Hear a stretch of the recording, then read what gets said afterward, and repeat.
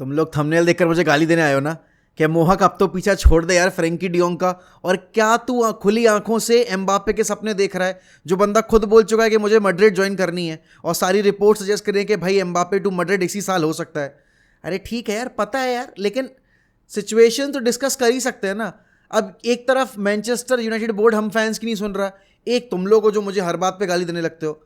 रुक जाओ, आज की इस वीडियो में हम बैठकर बात करेंगे कि मेरी जो प्रेफर्ड 11 होने वाली और जो मेरा स्क्वाड होने वाला है आगे आने वाले सीजन के लिए वो क्या होगा। तो देखो, अपने पहले पूरे सीजन में टेन हैग ने लाजवाब परफॉर्मेंस डिलीवर करवाई अपने सारे प्लेयर से और एफए कप का फाइनल हमें खिलवाया, कैराबाओ कप का फाइनल खिलवाया भी, जितवाया भी, और यूरोपा लीग में सेविया के आगे जाकर हम हार गए, जो इवेंचुअली जाकर कंपटीशन जीत गई। ओवरऑल अगर आप परफॉर्मेंस की बात करोगे, आउट ऑफ 10 अगर आप सीजन को रेट करोगे तो मैं दूंगा 8। क्यों? क्योंकि सीजन की शुरुआत जैसी हुई थी, जितने भी अड़ंगे बीच में डले, उसके बाद किसी को उम्मीद नहीं थी कि हम इतना आगे जा पाएंगे और हम चैंपियंस लीग फुटबॉल सिक्योर कर पाएंगे। लेकिन जब हर साल सीजन खत्म होता है ना, तो कुछ चीज़ें चेंज करनी पड़ती हैं और कुछ चीज़ें इंप्रूव करनी पड़ती हैं, और उनमें सबसे इंपॉर्टेंट चीज़ है आपका स्क्वाड। और अभी अगर मैं बात करूं यहाँ पर डेविड डिया के लिए एक परफेक्ट सिनेरियो जब बना के दिया टेन हैग ने, कहा कि भाई देख, तेरा मेरा वास्ता जो था वो यहीं तक था और मैं तुझसे गुड बाय बोलना चाहता हूं, लेकिन तुझे मैं अलविदा करूंगा यहाँ पर गोल्डन ग्लव जितवा कर। तो यहाँ पर डेविड डिया की सिचुएशन अनसर्टेन है और डीन हेंडरसन की सिचुएशन भी आप अगर बोलोगे तो काफ़ी अनसर्टेन है। यूनाइटेड मार्केट में गोलकीपर ढूंढ रही है और गोलकीपर की लिस्ट पर आपके पास 3 नाम है, David Raya, Andre Onana and Diogo Costa. अब अगर मैं फेब्रिजो की रिपोर्ट की बात करूं और मैं अपनी अगर खुद की एम्बिशन की बात करूं, मैं एक ऐसा प्लेयर चाहता हूं जो कि बड़े मैचेस की रिस्पॉन्सिबिलिटी लेना जानता हो और जिसके पास एक्सपीरियंस हो बड़े क्लब में खेलने का, बड़े टूर्नामेंट्स में खेलने का। तो यहाँ पर डेविड राया का नाम तो अल्टीमेटली और सबसे पहले ही उसमें क्राइटेरिया में फुलफिल नहीं कर पा रहा है, तो डेविड राया तो आपके चले गए। बचते हैं 2 नाम, आंद्रे ओनाना और डियोगो कोस्टा। अब मेरे लिए आंद्रे ओनाना मैं क्यों गोलकीपिंग डिपार्टमेंट में आंद्रे ओनाना को देखना चाहता हूं, उसका रीज़न सबसे बड़ा ये है कि आंद्रे ओनाना आपके इंटर मिलान के लिए चैंपियंस लीग फाइनल खेल चुके हैं, आयक्स के लिए यूरोपा लीग का फाइनल खेल चुके हैं हमारे ही अगेंस्ट, और साथ ही साथ यूरोपा आपके आयक्स के साथ ही चैंपियंस लीग का सेमीफाइनल भी खेले, जो कि अल्टीमेटली वो हार गए थे स्पर्स के सामने। अगर मैं यहाँ पर एज देखूंगा तो डियोगो कोस्टा की एज 24 है, यहाँ पर आपके आंद्रे ओनाना की एज 27 है, 3 साल का डिफरेंस है। लेकिन गोलकीपर्स के लिए 36-37 तक की एज तक कोई इशू जनरेट नहीं होता है, क्योंकि उनको इतना फटीग नहीं होता है, उनकी बॉडी सस्टेन कर जाती है। और यहाँ पर इसीलिए मैं चाहता हूँ कि हम आंद्रे ओनाना को लेकर आएँ, क्योंकि सबसे मेन टॉकिंग पॉइंट जो होगा कि आंद्रे ओनाना ने आपके एरिक टेन हैग के अंडर काम कर रखा है, जिससे कि उनके पास एक्सपीरियंस है और एक अच्छी अंडरस्टैंडिंग भी है। हाँ, अपने एंड डेज में आयक्स में दोनों के बीच में काफ़ी तनातनी भी हो गई थी और एटीट्यूड इशू ज़रूर है आपके आंद्रे ओनाना का। अभी जैसा हमने वर्ल्ड कप में देखा था, उन्होंने अब जो टीम का सेटअप था उसके अगेंस्ट जाने का डिसीजन लिया, वो नहीं कोच के टैक्टिक्स से सेटिस्फाई थे, तो उन्होंने बीच वर्ल्ड कप में टीम को छोड़ दिया। तो ये कुछ डिसिप्लिनरी इश्यूज़ हैं। वहीं अगर आप डियोगो कोस्टा की बात करोगे, he is a Portuguese international, तो वहाँ आपको एक वेल स्टैब्लिश कीपर मिल रहा है। पोर्तो के लिए बहुत अच्छी परफॉर्मेंसेस डिलीवर की हैं। हाँ ठीक है, वर्ल्ड कप में परफॉर्मेंस इतनी अच्छी नहीं थी, जिसकी वजह से उनको काफ़ी ज़्यादा स्क्रूटनी भी झेलनी पड़ी थी। लेकिन इस टाइम पर अगर आप बात करोगे, जो भी नाम आपके सामने रखे गए हैं उनमें सिर्फ यही 2 नाम पॉसिबली अच्छे हैं। बट अगर आप मेरी पूछोगे तो मैं आंद्रे ओनाना को देखना चाहता हूं as the future Manchester United keeper. He commands the box well, he is very much confident on the ball, और उसके साथ ही साथ अगर आप उसका सेट पीस पर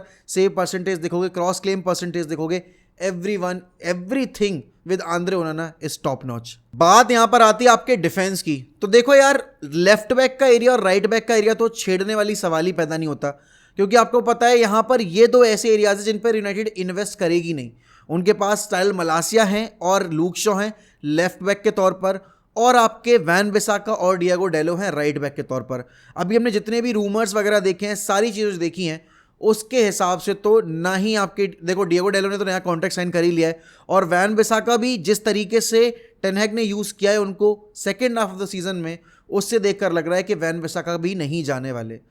अब यहाँ पर अगर ये दोनों फ्लैंक्स आपकी बुक्ड हैं, तो मेरे ख्याल में मैं डिएगो डेलो को और लूक शॉ को दोनों विंग पर प्रेफर करूंगा, एंड उनके रोटेशन के तौर पर आपके बिसाका और मलासिया आ सकते हैं। सेंटर बैक की अगर बात की जाए, देखो सेंटर बैक ऐसा एरिया है जहां पर हमें हमारे 2 मेन सेंटर बैक्स तो पता है, लेकिन उसके साथ ही साथ हमें कंपटीशन भी देना है इन 2 मेन सेंटर बैक्स को, क्योंकि यहां पर हमको पता है यार कि आपके राफेल वरान की इंजरी इश्यूज बहुत ज़्यादा हैं। तो अगर राफेल वरान इंजर्ड होते हैं तो आपके पास सेम क्वालिटी का प्लेयर होना चाहिए। अब वो प्लेयर कौन होगा? यहाँ पर क्या विक्टर लिंडलॉफ वो रिस्पॉन्सिबिलिटी निभा सकते हैं अलॉन्ग साइड लिसांद्रो मार्टिनेज? और अगर लेट्स से कि लिसांद्रो मार्टिनेज और राफेल वरान दोनों इंजर्ड हैं, तो हमारे पास क्या ऑप्शन बचता है? यहाँ पर हैरी मैग्वायर को तो सेल करने में ही भलाई है, तो हैरी मैग्वायर को तो सेल करना ही करना पड़ेगा। उसके अलावा अगर आप बात करो बाकी डिफेंडर्स की, तो आपके पास अकेडमी से भी कोई ऐसा प्लेयर है नहीं, टेडन मैंगी वगैरह भी ऐसे कोई वेल स्टैब्लिश प्लेयर नहीं है जो कि रिस्पॉन्सिबिलिटी ले ले। नाक के नीचे से किंग मिंजे जा चुका है, बट एक्सेल डिसासी और यहाँ पर अगर आप देखोगे तोदीबो के बहुत अच्छे लिंक्स आ रहे हैं। उसके अलावा अगर यूनाइटेड चाहते तो बेनफिका के पोर्चुगीज इंटरनेशनल डिफेंडर जो हैं एंटोनियो सिल्वा, उनको भी लेकर आ सकती है। लेकिन जो अभी रियलिस्टिक अप्रोच है हमारा मार्केट में और जो प्राइस टैग है आपका कोटेड एएस मोनाको के द्वारा, तो वहाँ पर आप यही बोलोगे कि भाई आपके एक्सेल डिसासी की साइनिंग जो है वो ज़्यादा रियलिस्टिक लग रही है। तो आपके पास राफेल वरान हो जाएंगे, आपके पास लिसांद्रो मार्टिनेज हो जाएंगे, आपके पास विक्टर लिंडलॉफ हैं और एक्सेल डिसासी आ जाएगा। लेकिन अगर आप यहाँ पर ये देखो कि विक्टर लिंडलॉफ जो कि स्वीडन के कैप्टन हैं और अभी यूरोज आने वाला है, डेफिनेटली वो यूरोज से पहले प्रॉपर गेम टाइम निकालना चाहेंगे, अपने आप को प्रिपेयर करना चाहेंगे नेशनल टीम की ड्यूटीज़ के लिए। तो उस केस में आपको अगर यहाँ पर एक सिचुएशन मिलती है कि विक्टर लिंडलॉफ भी अपना जो एक आउटगोइंग है वो फोर्स कर रहे हैं, अपना ट्रांसफर है वो फोर्स कर रहे हैं, तो फिर उस केस में आपको एक और डिफेंडर लेकर आना पड़ेगा एंड फिर आप तोदीबो या फिर एंटोनियो सिल्वा में से किसी को भी लेकर आ सकते हो। Else you can also make Luke Shaw as a left centre back, क्योंकि लेफ्ट फुटेड सेंटर बैक है वो, और फिर आप अपने लेफ्ट बैक पर एक और इन्वेस्टमेंट कर सकते हो, जो कि मेरे ख्याल में ज़रूरी नहीं है। लेकिन अगर ऐसी सिचुएशन आती है जहाँ पर हमें सेंटर बैक नहीं मिल रहा है, फिर हमारे पास बजट नहीं है, उस केस में हम लूक शॉ को भी फिट कर सकते हैं। तो डिफेंस में तो भाई मेरे ये लिमिटेड ऑप्शंस जो थे और जो बजट हमें मिलने वाला है उसके बेसिस पर यही डिफेंस में तैयार करूंगा, जहाँ पर आपके 4 मेन जहाँ पर आपके 4 सेंटर बैक्स हो जाएंगे और 2 आपके दोनों विंग बैक्स हो जाएंगे दोनों विंग्स के ऊपर। देखो मिडफील्ड की बात करूंगा ना, तो फिर मेरा वो जो एक प्यार है, एक जो मेरा ऑब्सेशन है ना फ्रैंकी डियोंग के लिए, वो बाहर निकल कर आ सकता है, तो प्लीज़ मुझे गाली मत देना। लेकिन एक सिचुएशन समझते हैं यहाँ पर, यूनाइटेड अभी मेसन माउंट को लेकर आने वाली है, मेसन माउंट तो आ ही जाएंगे आप ये मान के चलो। यहाँ पर डेक्लन राइस की सिचुएशन भी अराइज हो रही है जहाँ पर यूनाइटेड इंटरेस्टेड है, और उसके साथ ही साथ आप अगर देखोगे एड्रियन रेबियो की भी लिंक्स आ रहे हैं लगातार। अब यहाँ पर अगर हमें डेक्लन राइस को लेकर आना है तो हमें वेस्ट हैम को एग्री कराना पड़ेगा कि आप हमसे मैग्वायर भी ले लो और आपके साथ साथ स्कॉट मैकटॉमने भी ले लो, और फिर हम आपको 40-45 मिलियन देंगे, तो अब हमें डेक्लन राइस दे देना। अगर मेरे पास ऑप्शन है जहाँ पर बार्सिलोना किमिक को साइन कर रही है और उसके बाद वो फ्रैंकी डियोंग को मार्केट में अवेलेबल कर रहे हैं, और मुझे अगर फ्रैंकी डियोंग मिल रहा है 90-80 मिलियन का या फिर 100 मिलियन का, तो क्या मैं किसको प्रेफर करूंगा? क्या मैं डेक्लन राइस को 90 मिलियन में प्रेफर करूंगा अपने 2 प्लेयर्स को ऑफलोड करके, या फिर मैं फ्रैंकी डियोंग को प्रेफर करूंगा जो कि हमारा मेन टारगेट था पिछले पूरे समर का? तो इसका जवाब देखो मेरे एंड से तो मिलेगा कि I would say Frenkie de Jong. लेकिन अगर आप मैनेजमेंट लेवल पर सोचोगे ना, और अगर आप टेन हैग को ध्यान में रख के सोच रहे हो कि उसको ये पता है कि मेरे पास लिमिटेड फंड होने वाले हैं, ओनरशिप का टंटा फंसा हुआ है, और अगर मुझे एक डेक्लन जैसा प्लेयर मिल रहा है, साथ ही साथ जिन प्लेयर्स को मैं यूज़ नहीं करने वाला उन प्लेयर्स को मैं ऑफलोड भी कर पा रहा हूँ और हमें थोड़ा सा यहाँ पर बेनिफिट भी मिल रहा है उस केस में, तो फिर मैं डेक्लन राइस का नाम लूँगा। लेकिन यहाँ पर हम सबको पता है कि यूनाइटेड इतनी बुद्धिमत्ता का उपयोग करती नहीं है और इतना ज़्यादा दिमाग चलाती नहीं है कभी ट्रांसफर्स के दौरान। तो मुझे लग रहा है कि बस मेसन माउंट की साइनिंग होगी, और अगर यहाँ पर एड्रियन रेबियो आपकी नई डील एग्री नहीं करते हैं यूवेंटस से, जिसके चांसेस अब थोड़े से कम होते दिख रहे हैं क्योंकि यूवेंटस काफ़ी ज़्यादा पुश कर रही है एड्रियन रेबियो को साइन करने के लिए, उस केस में फिर यूनाइटेड को ठन गोपाल हाथ लगेगा। लेकिन हाँ, अगर किमिक आता है बार्सिलोना और यहाँ पर ब्रूनो गुमारेश की साइनिंग अगर होती है अगर बार्सिलोना में, तो फिर आपका रफीनिया और आपका शायद हो सकता है ये फ्रैंकी डियोंग ऑफलोड किया जाए, और उस केस में I want United to pounce on that situation. और मिडफील्ड में वैसे भी यार देखो, अब फ्रैंकी डियोंग के आने से आपको क्या इंप्रूवमेंट मिलेगा? बॉल कैरिंग, आपका जो वन टच पासिंग है वो, प्लस होल्ड अप प्ले आपका बेहतर होगा। जो आपका कमांड एक मिडफील्ड में लूज हो जाता है ना, क्योंकि फ्रेड आपका खेलता है who is more like a disruptor, एक प्रॉपर जो बॉल प्लेइंग मिडफील्डर होता है, आपका जो गेम चलाने वाला मिडफील्डर है, वो आपके पास सिवाय ब्रूनो के कोई है नहीं, और ब्रूनो भी काफ़ी ज़्यादा इंपल्सिव है। कैसेमीरो की जो एग्रेशन है वो,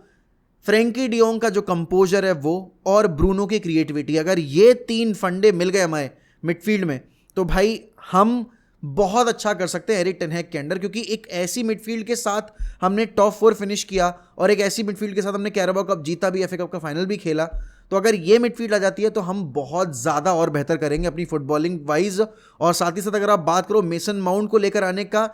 इस डील से कोई कनेक्शन नहीं होगा, क्योंकि मेसन माउंट आपके सिर्फ नंबर 8 नहीं खेलने वाले हैं, इज गोइंग टू चैलेंज आपके ब्रूनो फर्नांडिस की पोजीशन को भी, और कहीं ना कहीं आपको अगर एज अ वाइड फॉरवर्ड भी यूज़ करना है तो आप उस पोजीशन में भी यूज़ कर सकते हो। और अगर आप 4-2-2 की फॉर्मेशन में जाना चाह रहे हो तो फिर तो ब्रूनो और आपके मेसन माउंट दोनों विंग्स पर बहुत इजीली फिट इन हो सकते हैं। लेकिन अब सबसे इंटरेस्टिंग पार्ट, अटैक। यूनाइटेड के पास विंगर्स भरे पड़े हैं, Amad Diallo, Facundo Pellistri, Jadon Sancho, Marcus Rashford, Alejandro Garnacho, Antony Martial. Number 9 नहीं है, वो फ्रॉड है नंबर 9 के तौर पर, वो भी आपका वाइड फॉरवर्ड है। लेकिन जब बात आती है नंबर 9 की, तो यूनाइटेड के पास सिवाय सर पर,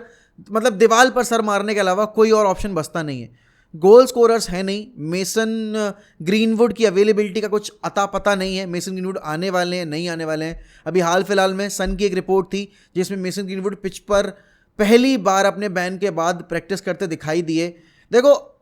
सारी बातें एक तरफ, मैं मेसन ग्रीनवुड को यूनाइटेड में वापस खेलता देखना चाहता हूँ, क्योंकि अगर ग्रीनवुड आपके बाकी क्लास में जाकर खेल सकते हैं तो यूनाइटेड को भी ये जो सिचुएशन है कंसिडर करनी चाहिए। एंड टेन हैग काफ़ी ज़्यादा एक्साइटेड दिख भी रहे एक ऐसे यंग टैलेंट के साथ काम करने के लिए, जो जब तक था टीम के अंदर तब तक बहुत अच्छा परफॉर्म कर रहा था। लेकिन जो थंबनेल में मैंने 2-3 फोटो ऐड किए ना, उसमें आपके लौटारो मार्टिनेज का नाम दिख रहा होगा, आपको नेमार का नाम दिख रहा है, आपको एम्बापे का भी नाम दिख रहा है। अब अगर मैं रिपोर्ट्स की मानूं तो मैनचेस्टर यूनाइटेड आपके लेफ्ट विंग फॉरवर्ड के लिए भी अप्लाई कर रही है मार्केट में, नंबर 9 के लिए तो बहुत ही ज़्यादा एग्रेसिवली पुश कर रहे हैं। और कहीं ना कहीं मेसन ग्रीनवुड की जो एक वापसी है उसकी भी काफ़ी एंटिसिपेशन है पूरे फैन बेस के अंदर कि क्या डिसीजन आने वाला है।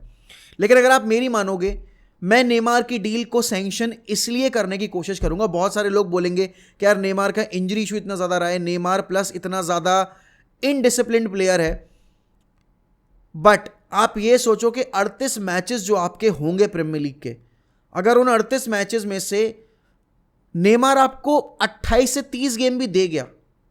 आपके वादे न्यारे हो जाएंगे, क्योंकि नेमार की क्रिएटिविटी और आपकी पूरी टीम की क्रिएटिविटी, उसमें ज़मीन आसमान का डिफरेंस होगा।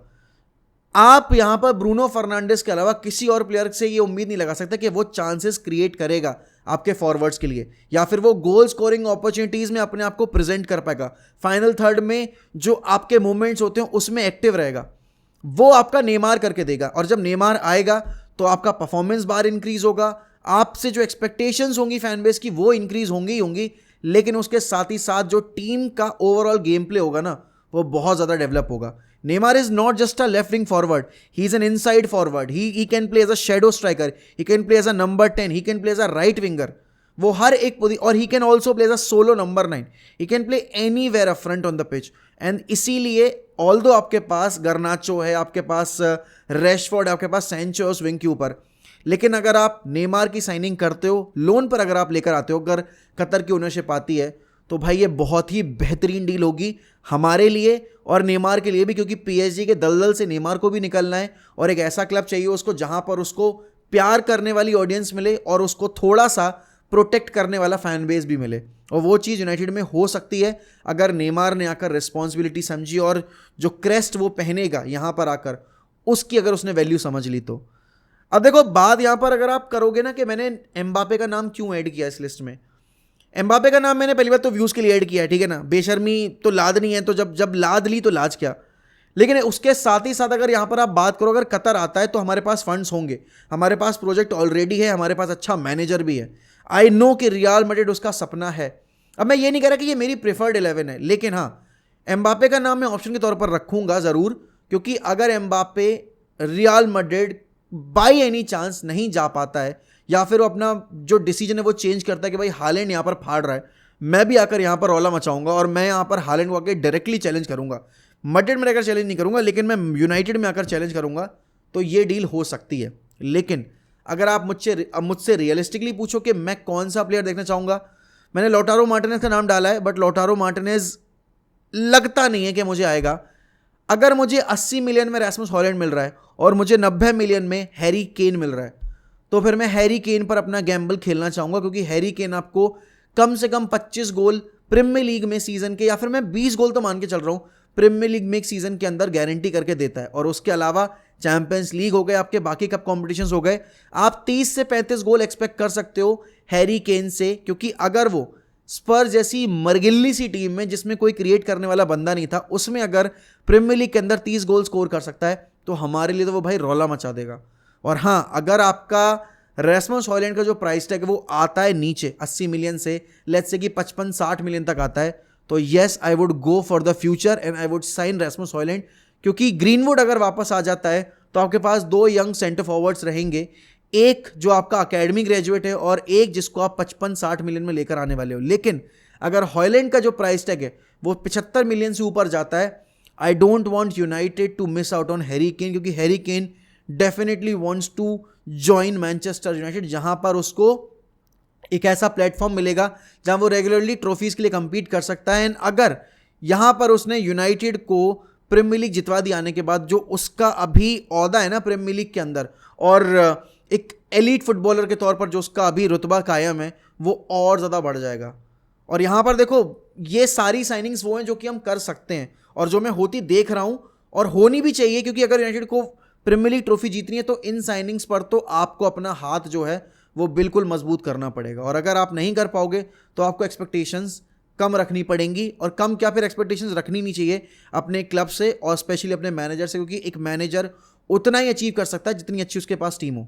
बट टीम तो देखो हमने बना ली, हमने स्क्वाड अपना बना लिया अगली साल के प्रीमियर लीग के लिए और अगली साल के सीजन के लिए, बट ये मेरा था स्क्वाड। आप लोग अपना स्क्वाड जरूर बताइए कमेंट सेक्शन में, और आपके हिसाब से कौन सी वो साइनिंग्स आप एक्सपेक्ट कर रहे हो इस ट्रांसफर मार्केट में यूनाइटेड से, और आपको क्या लगता है कि अगर हमने जो मैंने साइनिंग्स बताई हैं वो हासिल कर ली, क्या यूनाइटेड इस सीजन के अंदर कोई बड़ी ट्रॉफी जीत पाएगी, और अगर हाँ तो वो कौन सी ट्रॉफी होगी। And don't name FA cup या कैराबाओ कप, मैं बात कर रहा हूँ यहाँ पर चैंपियंस लीग की या प्रीमियर लीग की। क्या यूनाइटेड इनमें से कुछ भी अचीव कर पाएगी अगले सीजन में अगर हमने इतनी साइनिंग्स कर ली? तो do let me know in the comments. And अगर आप चैनल पर नए हैं तो make sure you subscribing to 1MUFC।